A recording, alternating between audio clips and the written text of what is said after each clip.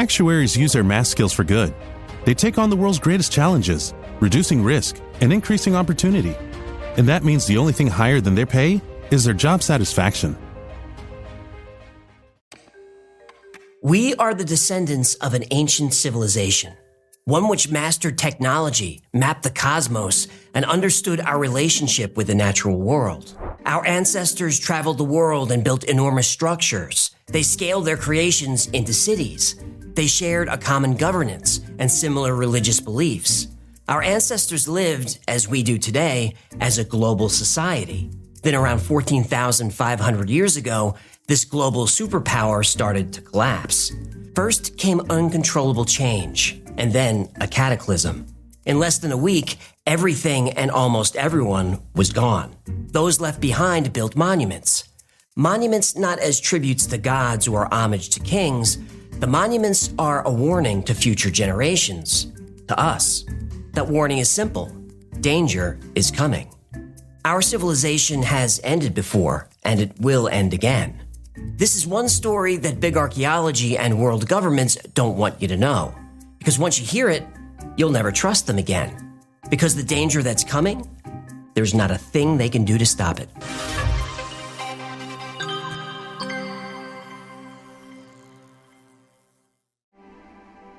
In 1994, German archaeologist Klaus Schmidt was touring Turkish Neolithic sites when he spotted a limestone block poking out from a hillside. The locals call the area Potbelly Hill, or in their language, Göbekli Tepe. Schmidt and his team began excavating the hillside around the limestone, and though they didn't know it at the time, what they discovered would change everything we know about human history. We've all been taught the official story, the big archaeology story of the origin of human civilization. Stone Age hunter-gatherers emerged from the last ice age and eventually discovered farming. These people organized into settlements in Mesopotamia, the Fertile Crescent. Then, about 6,000 years ago, the first civilization was born, ancient Sumer. Stone Age humans before Sumer were primitive. Their most advanced technology was stone tools. At Göbekli Tepe, archaeologists uncovered 4 man-made stone enclosures covering 100,000 square feet of land.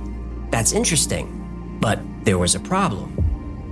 The earliest parts of Göbekli Tepe were built 11,600 years ago. That's 6,000 years before the ancient Sumerians were doing anything. Now this didn't make sense at all. 11,600 years ago was the end of the last ice age. Big archaeology said this far back in time, humans were following the migration of animals. They built temporary camps or at most mud huts. Humans were not building enormous, permanent stone structures. They didn't have the knowledge. They didn't have the tools. They didn't have the talent. Yet, here it was. So the more they dug, the more things stopped making sense. Soon archaeologists learned that the enclosures weren't built at the same time. This indicates long-term occupation of the site. Well, how long? Well, the newest structure was built about 10,500 years ago. That means Göbekli Tepe was occupied for over 1,000 years. Now, 1,000 years doesn't sound that long, but in human history, 1,000 years is a very long time. That's enough time for the Roman Empire to rise and fall again. The excavation of Göbekli Tepe continued, and from the perspective of the scientific establishment, things just kept getting worse. Göbekli Tepe wasn't haphazardly thrown together by Stone Age primitives. It was built strategically for a purpose.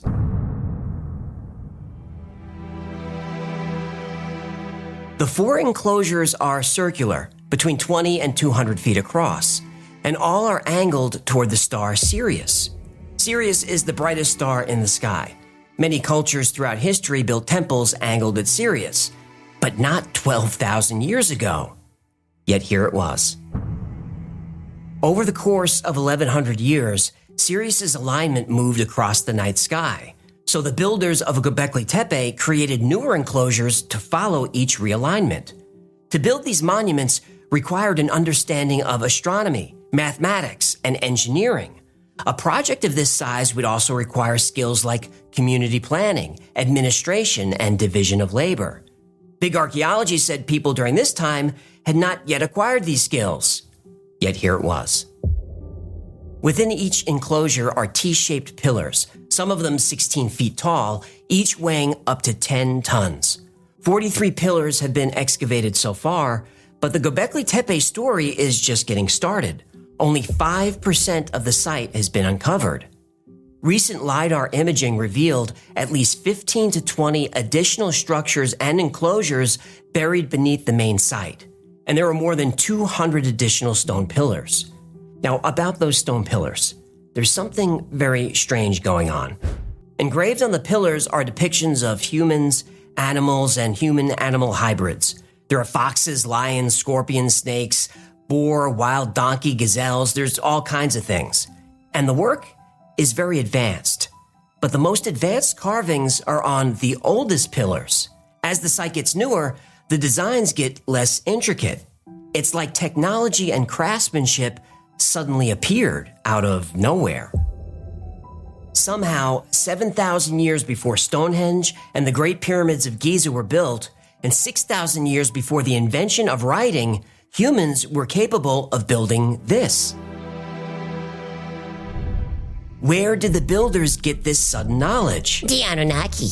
Well, the answer to that question is controversial. The Anunnaki. Maybe the human story doesn't start at the end of the last ice age like big archaeology wants us to think. Maybe before the last ice age, the Earth was home to an older and much more advanced civilization. That civilization then taught the primitive local hunter-gatherers about mathematics and engineering. They also taught these primitive humans astronomy and told them to pay very close attention to the sky. These ancients then told the local people their story of the time before the Ice Age, when their civilization flourished. Pillar 43 in Enclosure D has become known as the Vulture Stone. On the Vulture Stone, there's a detailed carving that tells the story of these ancient people. Unfortunately, it's also the story of the end of the world.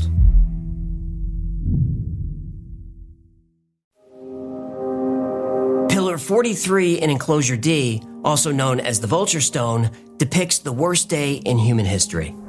Engraved on the pillar are asterisms, which are bright star clusters like constellations. Pillar 43 points to Scorpius. Now, to be fair to skeptics, every culture is going to have different representations for their constellations. But look at the drawing on the Vulture Stone. Without a doubt, that is a scorpion. When the constellation Scorpius is lined up with the night sky, all the other drawings fall into place, each of them representing constellations. A sun sits atop the vulture's wing in the design, showing its placement in the sky in relation to the stars. If we use the central sun as a guide to line up the constellations, it reveals a star map, and every star map is a date stamp. Take the Hoover Dam, for example. Engraved on the floor of the dam is the exact configuration of the stars as seen from that location on the day the dam opened. Ew, why did they carve that in the damn floor? So if the structure is found thousands or millions of years from now, archaeologists will know the exact date. The date the damn people made it. Right. Damn good idea.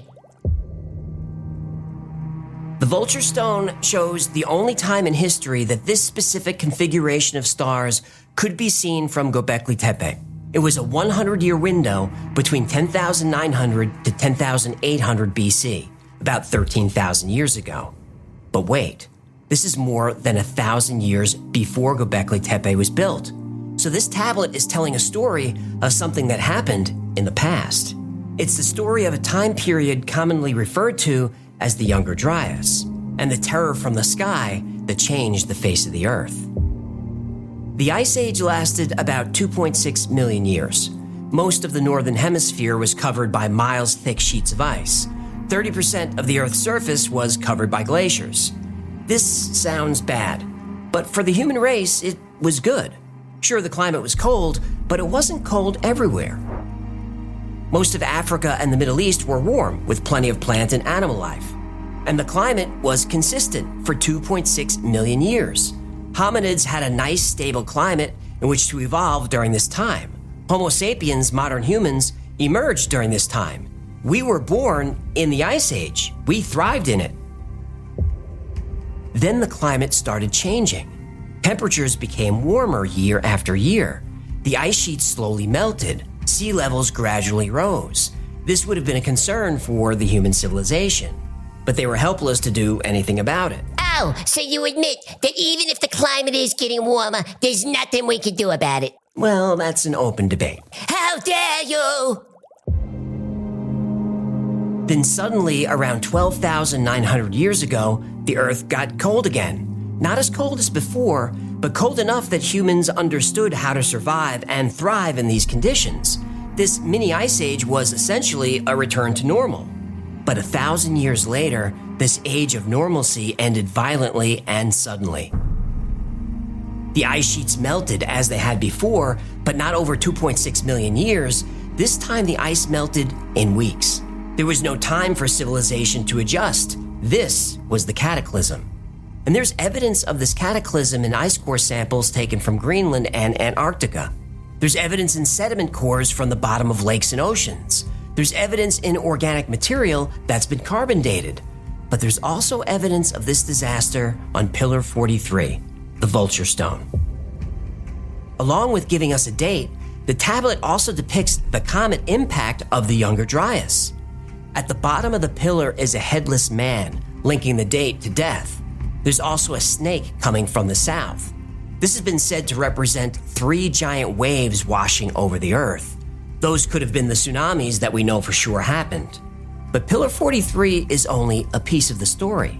Pillar 56 depicts more of the Younger Dryas impact, waves crashing, animals fleeing. Now, those are scary, but to me, Pillar 18 is the most ominous depiction at Göbekli Tepe.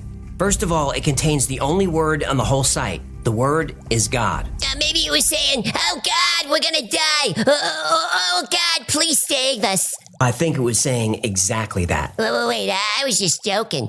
Well, I think something very bad happened, and this pillar is a plea for help. Oh, my joke isn't very funny anymore. Pillar 18 in Enclosure D focuses on the constellation we know as Aquarius. But when it was built, the pillar was probably centered on Taurus. Now, if that's true, we now have a very big piece of this puzzle. The comet Enki was discovered in 1786 and takes about 3 years to orbit the sun. Enki is about 3 miles wide. Not a huge comet, but not small either. The thing is, it used to be bigger. Much bigger. It was part of what scientists call a megacomet, 100 miles wide, and not just made of ice, but also glass, metal, and rock. About 20,000 years ago, the megacomet broke up. This is good, right? Oh no, this is bad. Really bad. When the 100-mile megacomet broke up, it created an enormous debris field. Now instead of one megacomet, you've got millions of smaller comets, ranging in size from grains of sand to over a mile across. When the Earth passed through that cloud of debris, the people at Göbekli Tepe would have seen a firestorm of comets raining down on the Earth, all coming from the Aquarius constellation, just as is depicted on Pillar 43. But here's the scary part. We fly through that same debris field every year. It's called the Taurid meteor shower, and it's caused a lot of damage through the years. And if you're watching this in September, October, or November, we're flying through it right now. This weekend, only at Macy's, it's our lowest prices of spring. How low? Diamond rings, pendants, and earrings, only $399, originally $1,500. Ninja blenders, now $89.99. And $395 men's designer suits, only $99.99. So if you're wondering why you should shop Macy's lowest prices sale, well, the name pretty much says it all. It's our lowest prices for one weekend only. Starts tomorrow at Macy's. Savings off already reduced prices. Exclusions apply. When Göbekli Tepe was discovered, big archaeology had no choice but to admit they had underestimated the technological abilities of early man by, about 5,000 years. It must be a mistake, they said. After all, their grant money depends on them being right. No need to fund a search for, let's say, a mummy in a pyramid that's not going to be there. But in 2019, more bad news for the mainstream. That year, excavations started at Karahan Tepe, about 40 miles from Göbekli Tepe. Initial estimates say it might have been settled before Göbekli Tepe. Göbekli Tepe seems to have been built for a single purpose, maybe a place of worship or an observatory. Karahan Tepe is very different. It shows obvious signs of a structured society. Now, there are many different types of buildings at Karahan Tepe. Some could be shops or residences or food storage. Vessels, grindstones, flint, plates, and all kinds of other objects have been found at Karahan Tepe. These types of artifacts haven't been found at Göbekli Tepe, suggesting the two sites served very different social functions. But these places existed at the same time. So it's possible Göbekli Tepe was a religious center, where Karahan Tepe was a residential neighborhood, or maybe a shopping district. And if that's true, there must be more settlements in the area yet to be found. There's more? Lots more. In 2021, the Turkish government announced the discovery of at least 11 additional hillsides, which contain structures very much like Göbekli Tepe. The hillsides make up a 100-mile ring with Göbekli Tepe in the center. These sites are known collectively as Tastepler. Now, instead of an area inhabited by nomadic primitives, Tastepler is a metropolis. Cyberch was uncovered by archaeologists in 2021, around 10 miles from Göbekli Tepe. Cyberch is one of the most complex settlements in the area. Archaeologists found communal buildings big enough to seat 50 people. There are communal halls covered with countless engravings of humans and animals. To the south of the communal buildings are ancient residential homes. The layout of each of the Tastepler archaeological sites suggests hundreds of thousands of people live there permanently, right after the Younger Dryas changed the face of the world. But there's a site discovered in 2008, about 180 miles away, which really broke history, and suggests Tastepler may have been a capital in what was a very busy region. While digging a dam in the area, engineers rediscovered the settlement of Göbekli Tarla. Damn engineers. Look, you don't have to keep tagging that joke. Oh, you don't like my damn jokes, huh? The Göbekli Tarla settlement is between 12,000 and 13,000 years old. That means it was built within the Younger Dryas cold period, before the flood. The structure found has similar features with Göbekli Tepe and the structures belonging to this period in the region. The building has a unique architectural style, shape, and interior arrangement, unique with these features. We can say that it is a temple that dates back to 12,000 years.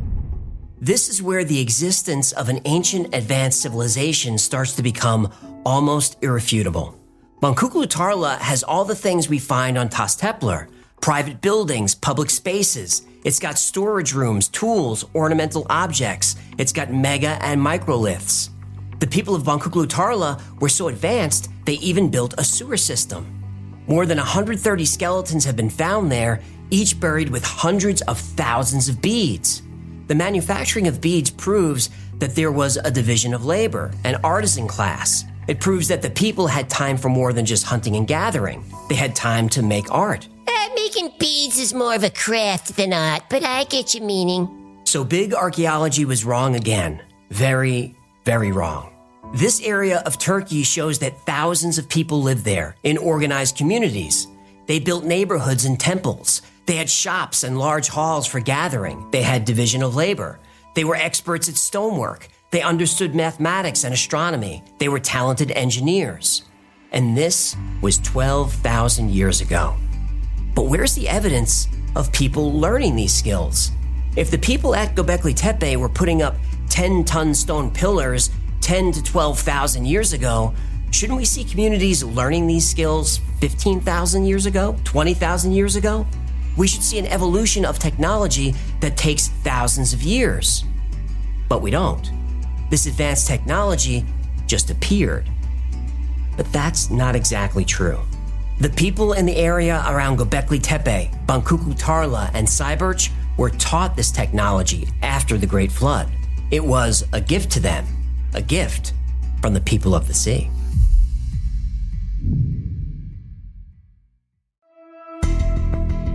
Mainstream or big archaeology gets things wrong. A lot of things. Göbekli Tepe shouldn't be there. Neither should Karahan Tepe, Bangkok Tarla, or any of the other settlements in the area.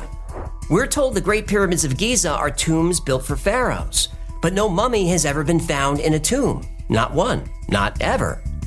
But in the Great Pyramid, we did find evidence that it might have been used as an ancient power plant. Big archaeology hates that idea.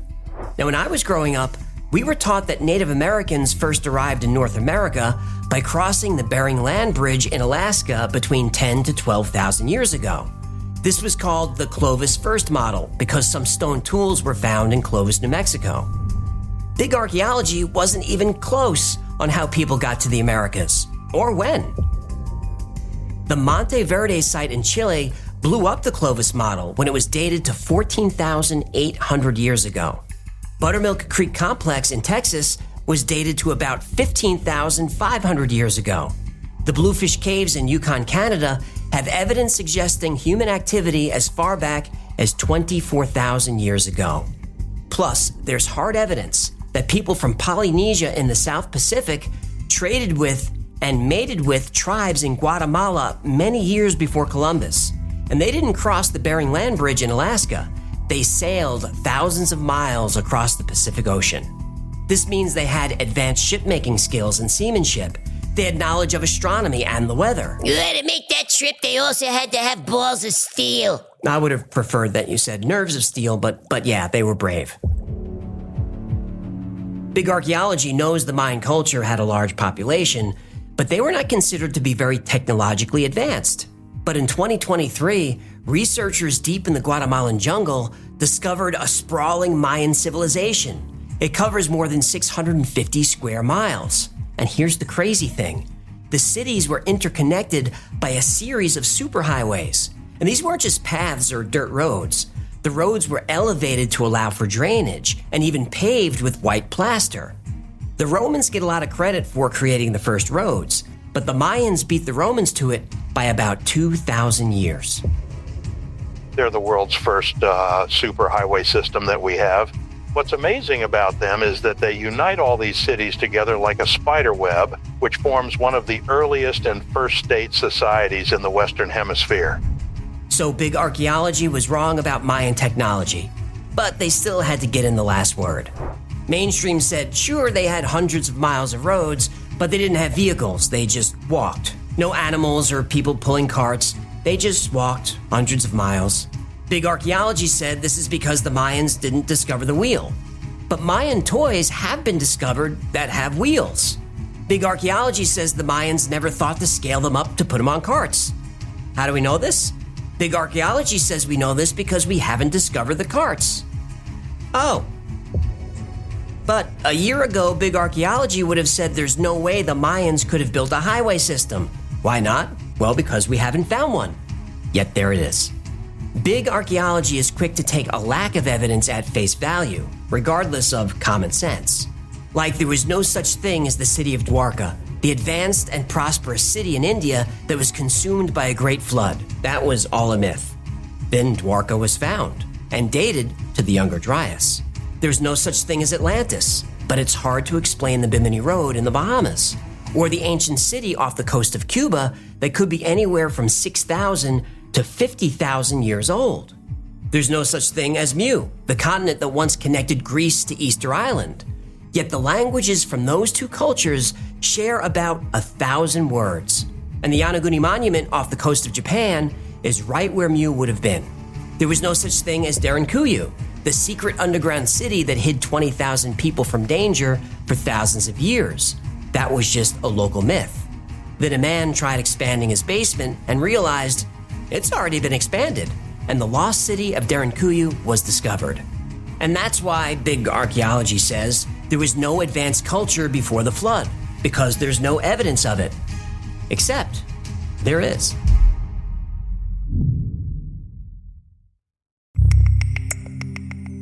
Every culture has a flood myth. Long before Noah built the ark, a great flood turned up in Mesopotamia in the Epic of Gilgamesh. The ancient Sumerians, Egyptians, Greeks, Hindus, they all have a legend of a deluge that wiped the earth clean. The flood myth really is worldwide. The Norse have their own version of the Noah's Ark story.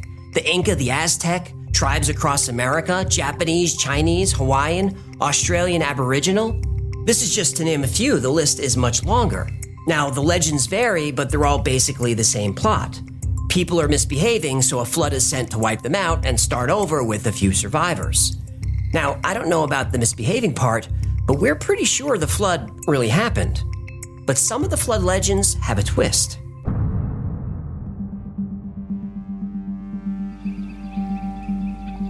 Those legends say that before the flood, there were advanced civilizations who flourished on their own continents, while primitive humans were still figuring out stone tools. Atlantis was a powerful and advanced island nation. It was larger than Asia and ruled by the descendants of gods. Atlantis was prosperous and technologically advanced, but the people became corrupt, prompting the gods to sink the island into the ocean in a single day and night of catastrophic earthquakes and floods. Lemuria was a huge continent in the Pacific Ocean. Lemuria was home to a spiritually advanced civilization that was sometimes ally and sometimes enemy of Atlantis. And then there was Mu. Mu is a continent either in the Pacific Ocean or Indian Ocean. It was once inhabited by an advanced civilization. The survivors of Mu brought their wisdom and began the civilizations of ancient Egypt and the Maya. Atlantis, Lemuria, and Mu are all similar stories in that they were highly advanced civilizations. All existed around 9600 BC, all destroyed by a great flood. But in all three stories, there are a few survivors.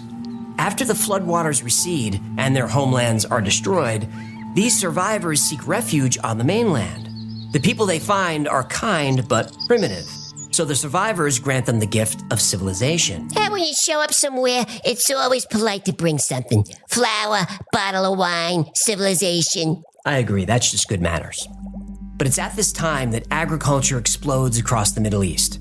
Megalithic structures now appear. Complex cities emerge, all seemingly overnight. In Hindu, Matsya takes the form of a fish and guides King Manu to reestablish civilization. In Mesopotamia, Oannes emerged from the sea as half man, half fish. A merman? Yep. Hey, ask him if he has a sister, will ya? Oannes teaches the Sumerians agriculture, writing, law, and all knowledge crucial for civilization. Quetzalcoatl, also associated with water, brought civilization to the Aztecs.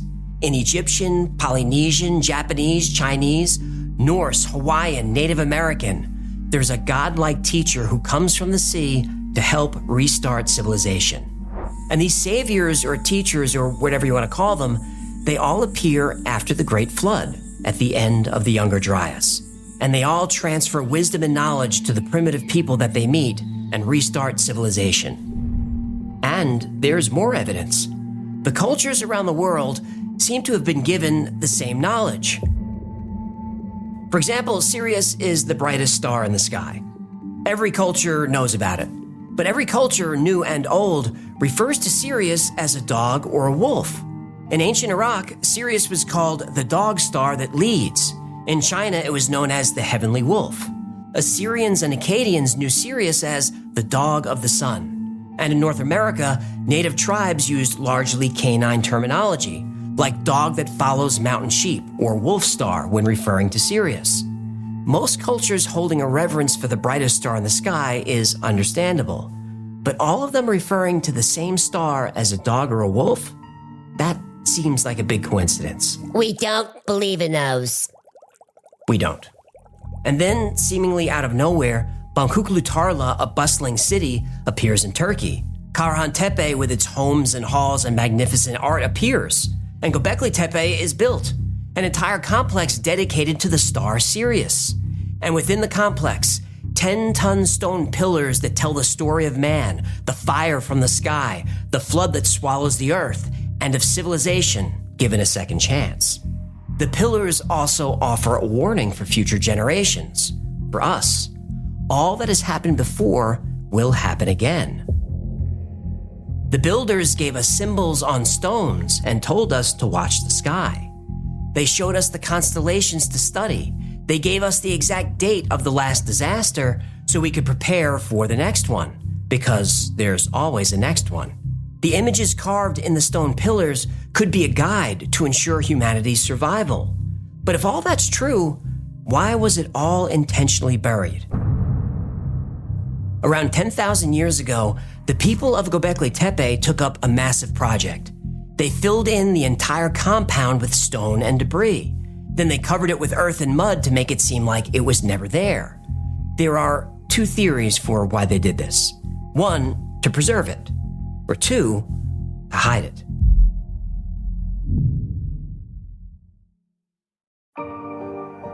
An advanced society destroyed by an ancient cataclysm, the survivors venture out into the world, spreading wisdom and knowledge and sowing the seeds of civilization. Then, in an instant, agriculture explodes, cities are born, and a new era of man begins. Just not the first era of man.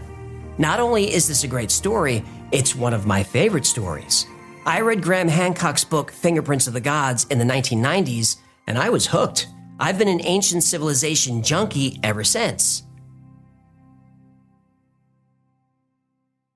But is it true?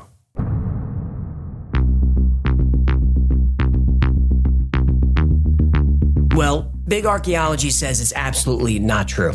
But we've shown that lack of evidence is proof enough for the mainstream to say that something never existed. Only when dragged kicking and screaming to evidence of the Great Flood do they finally acknowledge it. And only when Göbekli Tepe is discovered does the date of the first civilization get pushed back. Then Göbekli Tarla is found and the date changes again. And it may change again and again. So big archaeology was wrong about how advanced the people of the Stone Age were. They were clearly advanced enough to build monolithic monuments and huge complex cities. It appears as if this skill and technology comes out of nowhere. We don't see older, smaller structures that show an evolution of technology that leads to something as magnificent as Göbekli Tepe. The technology just appeared. And it appeared at the end of the Younger Dryas, after the Great Flood. So it must be a transfer of technology from survivors of an ancient society whose civilization was lost beneath the waves. But let's be fair. There was an evolution of technology leading to Göbekli Tepe. Natufian culture existed in the same area about 15,000 years ago. They were unusual in that they settled the area permanently. There's evidence of cemeteries, architecture, food production, animal domestication, and burials with elaborate mortuary treatments. The Natufians built organized stone structures decorated with art. This is 2,000 years before Göbekli Tepe. Aya Malaha was a Natufian settlement built around 12,000 years ago. They too used circular structures like those found at Göbekli Tepe. Pre-Natufian culture goes back to 23,000 years ago. Now, it's rare to find evidence of this culture, but it's not impossible. There are engravings, ornaments, and beads that are older than Göbekli Tepe, thousands of years older. The monoliths at Göbekli Tepe are impressive, but the Natufians also created huge slabs of decorated limestone. Not as elaborate, but they were made with skill and craftsmanship. Kortik Tepe is another mound discovered in the Anatolia area of Turkey. Found there are pieces of very elaborate pottery, carvings, jewelry, tools, and fishing hooks. Kortik Tepe has been dated from 12,400 years ago to 11,700 years ago. So not only older than Göbekli Tepe, this settlement existed during the cold snap of the Younger Dryas. Now, it is worth noting that Kortik Tepe disappears around the time of the flood. But before the flood, people lived there for 1,000 years. So there is evidence of an evolution of technology, not just with jewelry and engraving, but even building large monoliths, all thousands of years before Göbekli Tepe.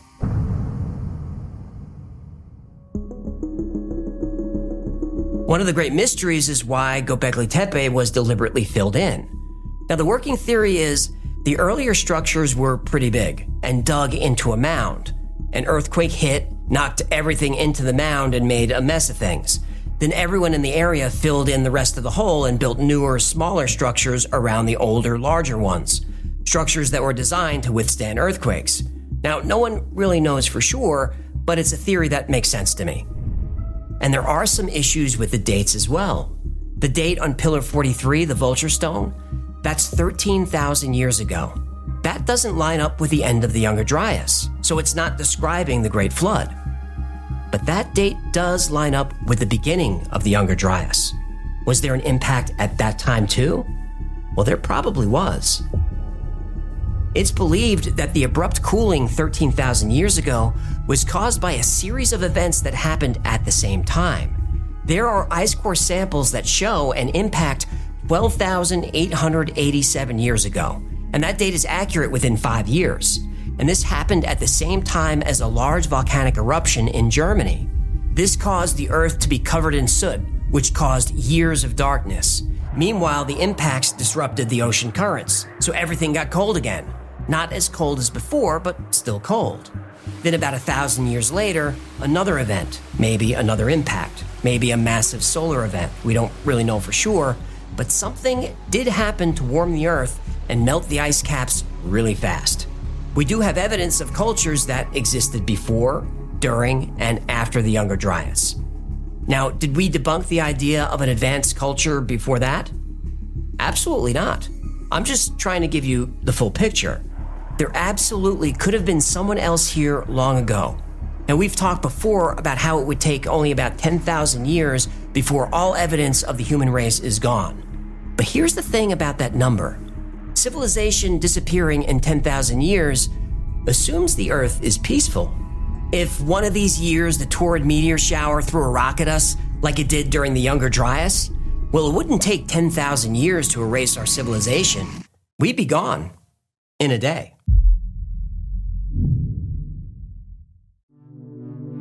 Here's how it happens. It's a brisk November evening. Maybe this year, maybe 20 years from now. It doesn't matter. Every November, the Earth passes through the torrid meteor cloud, and the Earth's sky lights up.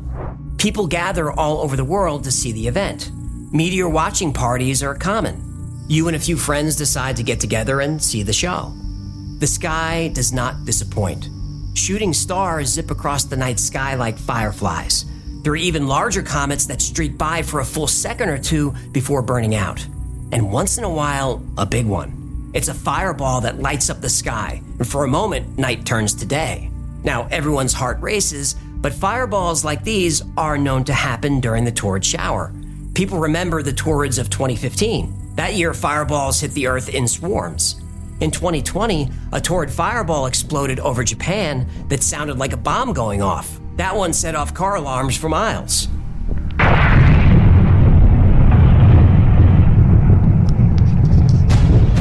You continue to watch the sky and notice the shooting stars getting denser, thicker, then a fireball, then another.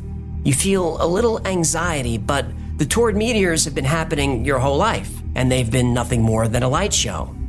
Then another fireball. This one looks like it's close. It vaporizes in a flash of light so bright that you have to shield your eyes. You and your group of sky watchers giggle nervously. Then 3 seconds later, a crack, then a boom.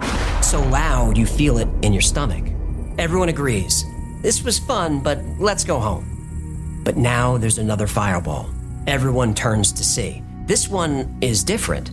It's not really streaking across the sky, it's expanding somehow. No, it's not expanding, it's coming closer.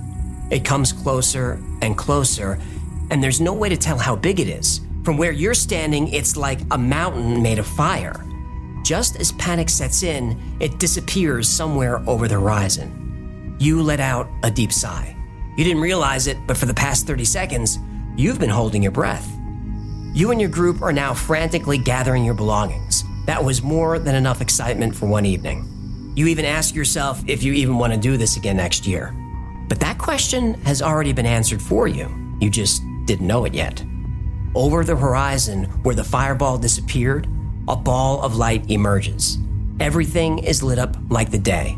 No, brighter than that. It's so bright, everything is just white.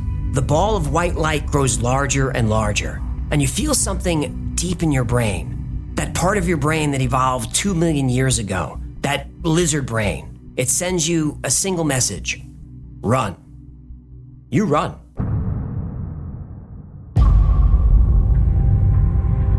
About 3,000 miles away, there has been an event. The meteor hits and vaporizes everything around the impact point for miles. Water, rock, cities, all vanish. Then the shock waves start. Earthquakes radiate out from the impact point over and over again as the Earth reverberates like a bell. These earthquakes move faster than the speed of sound. They're so powerful, they disrupt the tectonic plates of the Earth. That sets off a chain reaction of earthquakes and volcanoes across every major fault line. Forget LA and San Francisco. The San Andreas will either eat or burn the entire California coast. Then you've got the Cascadia subduction zone in the Pacific Northwest. The Hayward Fault, the Calaveras Fault, the Garlock, the Wasatch, they all erupt. From western Canada to Baja, Mexico is leveled. Everything within 20 miles of the coast crumbles into the sea. Then the shock waves roll back around the planet again, and again, and again. The biggest fault system in the United States is the New Madrid seismic zone. The most powerful earthquakes in U.S. history have come from here. When that fault goes, say goodbye to Chicago, Indianapolis, St. Louis, and down to New Orleans. All gone, crumbled, on fire, or underwater. The New Madrid fault connects to the Ramapo fault in the east and sets it off like a fuse. Ramapo extends through Pennsylvania, New York, and New Jersey. Then the Charleston fault in South Carolina goes next. From Boston to Seattle, from Maine to Miami, and everything in between, earthquakes rock the country over and over again. And this is happening everywhere in the world. Then comes the wind. A Category 5 hurricane has wind speeds of 150 to 160 miles per hour. A Cat 5 hurricane is going to seem like a gentle afternoon. Rushing around the planet is a storm with winds over 1,000 miles per hour. This is called the air blast. Anything wooden is gone. Cars, boats, people, all gone. Only the sturdiest stone structures could survive the wind, but most stone structures have already been turned to rubble by the earthquakes.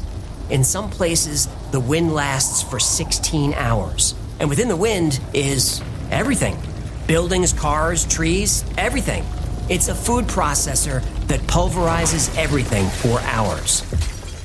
What happens next goes one of two ways. Option 1. The rock hits solid Earth. Now, if that happens, heat and ejecta cause wildfires for thousands of miles around the impact point. Radiating out from the center is a fireball moving at twice the speed of sound. This fireball is hotter than the surface of the sun. A land impact also launches millions and millions of tons of ejecta into the atmosphere. In fact, millions of tons of molten rock will leave the atmosphere and go into space. The rock cools and forms a shell of debris in orbit around the Earth. No more space station, no more satellites. The ejecta that remains in the atmosphere blocks out the sun for months. But it only takes a few days for plant life to start dying. The entire food chain is disrupted within a week and completely collapses in a month. All food is gone. And that's a land impact. Option 2 is an ocean impact. This is probably worse. The rock hits, vaporizes the ocean water, and collides with the bedrock. The earthquakes begin like before, but what's really dramatic is the tsunami. But it's much more than a tsunami, more than a mega tsunami. What this is, there's really no name for it. A wall of water rises about 1.5 miles in the air. The water would be higher than the clouds if there were clouds. The shock waves and air blast dissipated all the clouds, leaving only dark streaks of smoke that turn the sky blood red. The wall of water extends in all directions. It moves at 500 miles per hour. By the time it makes landfall, it's even higher.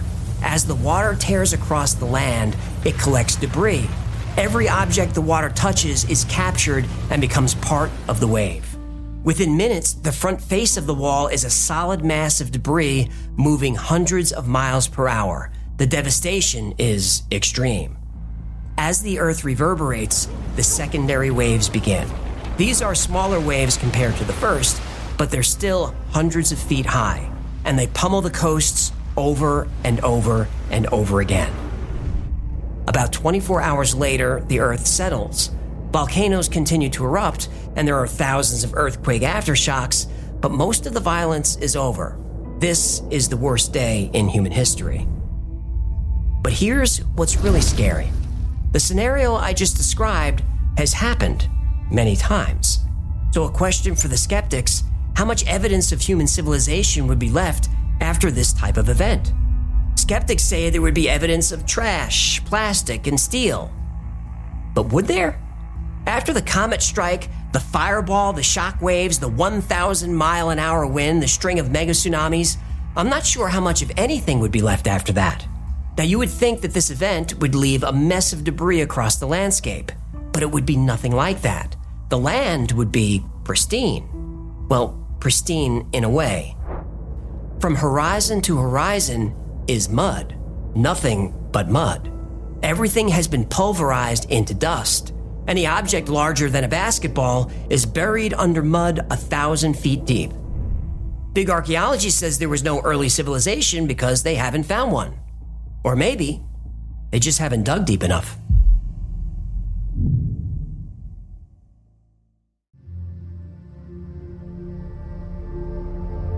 There's evidence of an ancient advanced civilization in myths and legends from cultures around the world.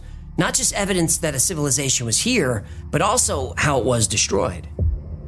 The book of Revelation describes events that could be interpreted as impacts. And I beheld when he had opened the sixth seal, and lo, there was a great earthquake, and the sun became black as sackcloth of hair, and the moon became as blood, and the stars of heaven fell unto the earth, even as a fig tree casteth her untimely figs when she is shaken of a mighty wind. And the heaven departed as a scroll when it is rolled together, and every mountain and island were moved out of their places. Revelation 6. That sounds exactly like the impact I described earlier. The stars fall to the earth, the darkness, the mighty wind, and earthquake strong enough to move mountains. In Indian texts, the Vedas and the Mahabharata, they contain descriptions of celestial events and weapons that have been interpreted as comet or meteor impacts. Gigantic elephants burnt by that weapon fell all around, uttering fierce cries loud as those of the clouds. Other huge elephants, scorched by that fire, ran hither and thither, and roared aloud in fear, as if in the midst of a forest conflagration. Mahabharata, Book 7. That sounds like molten ejecta hitting the earth and setting everything on fire, just like we'd expect. The Lascaux caves in France are some of the most famous cave art ever found. One drawing called The Shaft Scene features a dying man and several animals. Researchers now say this describes a comet strike around 15,200 BC. Petroglyphs all over the world depict celestial objects with multiple tails. These have been suggested to represent the Taurid meteor swarm. This petroglyph from Forsyth County, Georgia is a star map. It suggests a comet impact event in 536 AD. Ice core samples from Greenland confirm an impact sometime between 533 and 540. That impact had global ramifications and cooled the Earth over 5 degrees. There are more examples of impacts, and these are just the most obvious ones. And notice that they're not all from thousands of years ago. Some are from just hundreds of years ago. The Tunguska event in 1908 is thought to be a Taurid meteor that strayed from the debris field. These impacts happen periodically, and they usually happen in the autumn when we cross the Taurid debris field. And maybe that's the story being told on the Vulture stone at Göbekli Tepe. Not the story of what happened in the past, but the potential danger we face right now. The Taurid comets come every year, September to November. This year, the Taurid comets peak on November 6th. You can see them for yourself. Now, sure, most of them look like shooting stars, but some of them are fireballs that light up the entire sky. Now, why does big archaeology and every world government discount this story? Because there's not a thing they can do about it. Every time we pass through the Taurid comet cloud, we're playing Russian roulette. Every year, a new spin of the chamber, a new pull of the trigger. Now, chances are, when we pull the trigger, all we hear is a click. But there are objects in the Taurid cloud that are a mile wide. So even though the chance is small, there is a chance, a real chance, that one of those objects will find its way to us. And when that happens, our civilization ends once again. And there will be only a handful of survivors, the few people lucky enough to hide in mountain caves. And maybe those survivors will create cave paintings or rock carvings describing this world-ending event. However they do it, they'll want to tell our story, and it's an important one. Every year we take our chance with the Taurids. One year we're going to lose. Then the only thing left of us, our entire civilization, will be one more very short story.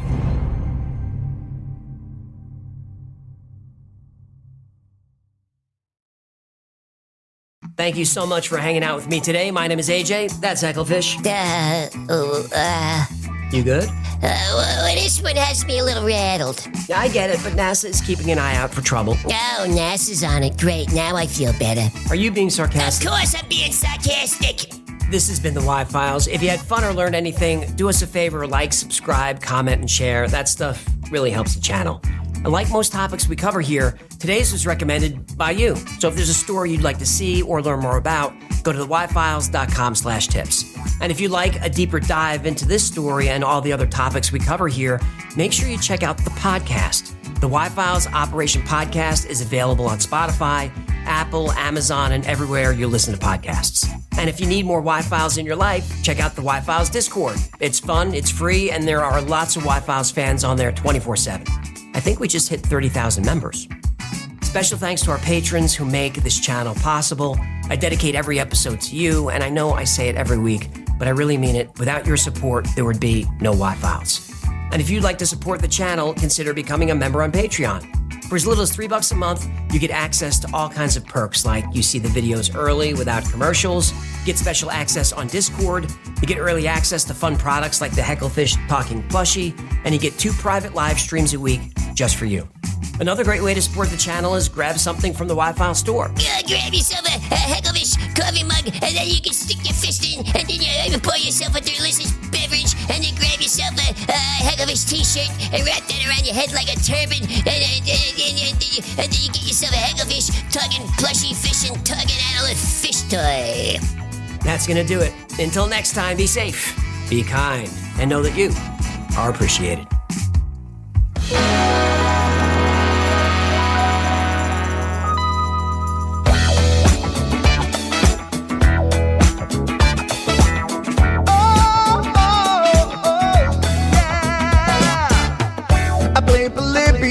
In Area 51, a secret code inside the Bible said I would. I love my UFOs and paranormal fun, as well as music, so I'm singing it like I should. But then another conspiracy theory becomes the truth, my friends, and it never ends. No, it never ends.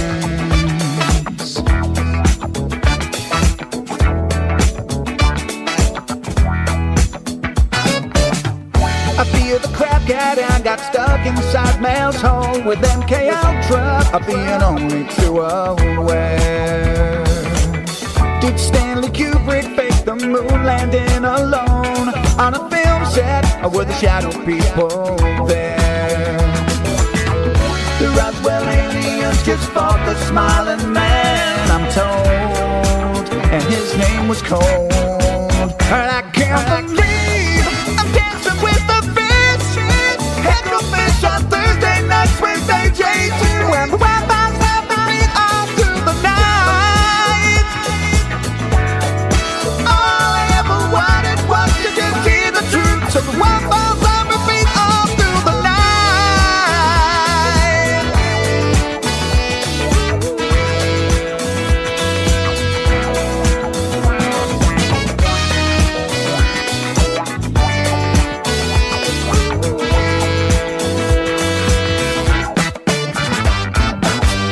The Mothman sightings and the solar storm still come to Agatha, the secret city underground.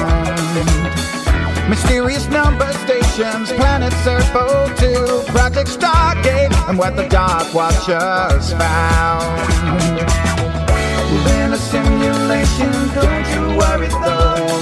The Black Knight satellite